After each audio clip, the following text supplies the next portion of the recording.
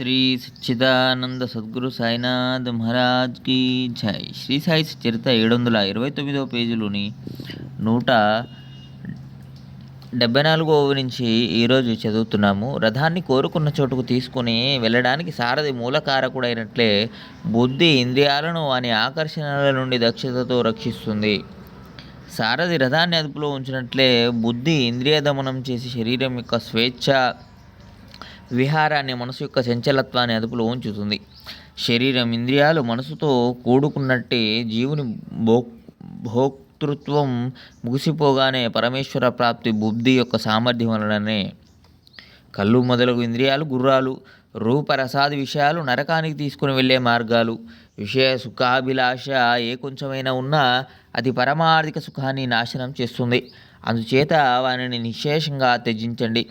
అప్పుడే మీకు మోక్ష ప్రాప్తి. బాహ్యేంద్రియాలను అదుపులో ఉంచుకొని మనసులో విషయాసక్తి ఉంటే జనన మరణాలు అంతం కావు. విషయాలు అత్యంత ఘాతుకాలు. వివేకి అయిన సారథి ఉంటే పగ్గాలను తెలివిగా చేత్తో పట్టుకుంటాడు.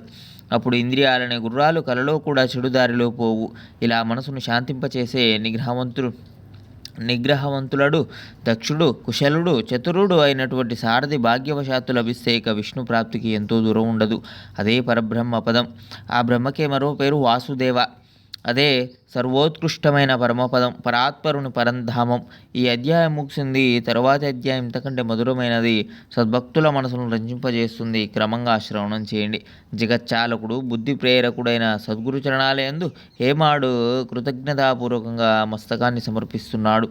స్వస్తి శ్రీ సంత సజ్జన ప్రేరితము భక్త హేమాడ్ బంధు రచితము అయిన శ్రీ సాయి సమర్థ సచ్చరితంలో సాధు పరీక్ష మనోనిగ్రహము 49వ అధ్యాయం సంపూర్ణం. శ్రీ సద్గురు సాయినాథార్పణమస్తు. శుభం భవతు.